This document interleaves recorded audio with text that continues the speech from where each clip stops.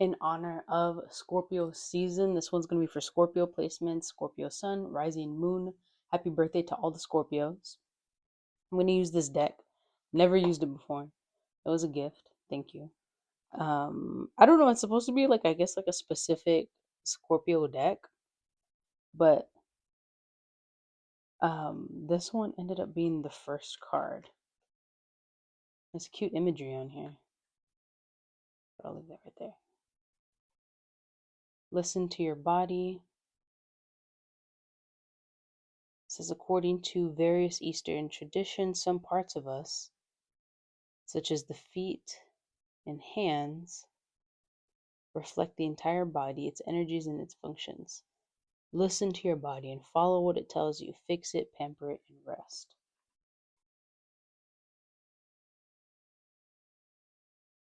All right. So, you know what? I feel that. And for people who celebrate their birthdays on the birthday, good for you. I'm one of those people that celebrates it the season, the whole season. And if you know, you know. But I celebrate my, like, if you're a Scorpio, celebrate it during Scorpio season. I feel like one day is not enough. Celebrate it for the whole month.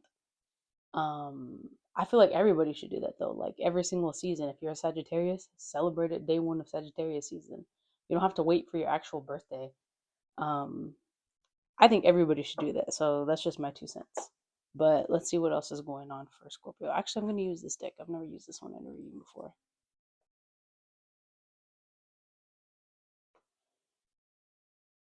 And normally I shuffle it a little differently because I like to do, I don't know, I like to do like little casino cards or whatever. But this deck is too strong for me. It's too thick. So I'm gonna just let whatever pop out, whatever Scorpio's needing to know right now in this season of Scorpio's life. What is Scorpio needing to know right now? If anything pops up. I'm trying to get like an even shuffle here though. Okay, that one popped out. We'll do a few.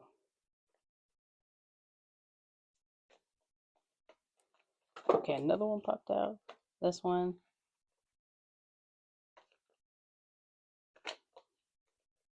There's no civil way to shuffle this.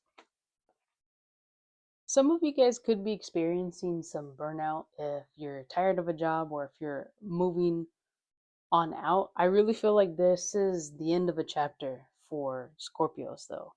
End of a chapter of whatever was not serving you during the Pluto retrograde.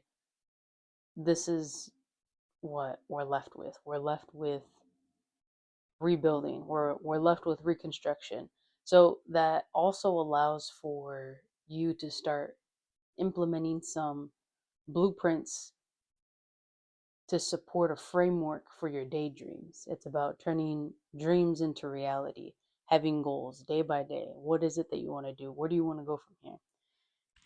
I think anything long term, if you're thinking about doing a long term project, that could be really good for you.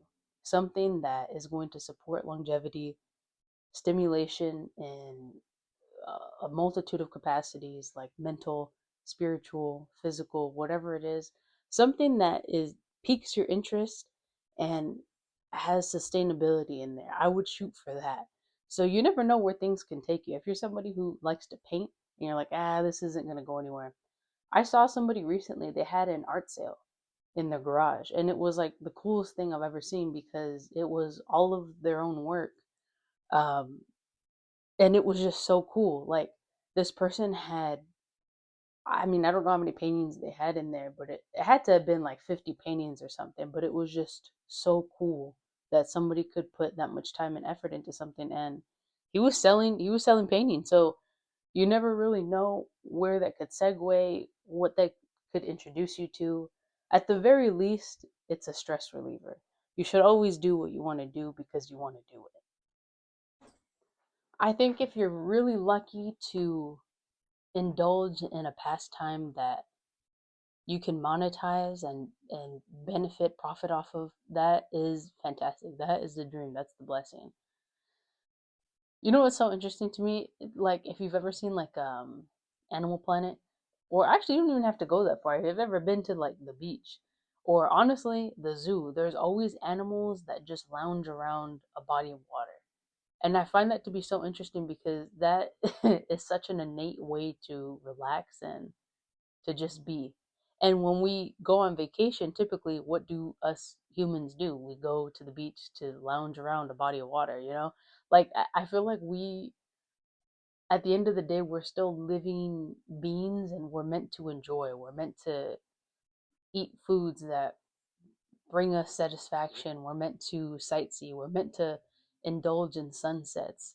We're meant to do so much more than the day to day allows, unfortunately. And I think this is also just kind of a reminder that if you're somebody who may be stuck in a cycle of like nothing is interesting to me, and I feel like that is a symptom of burnout. When you are burned out at work, nothing interests you because you think in terms of finances.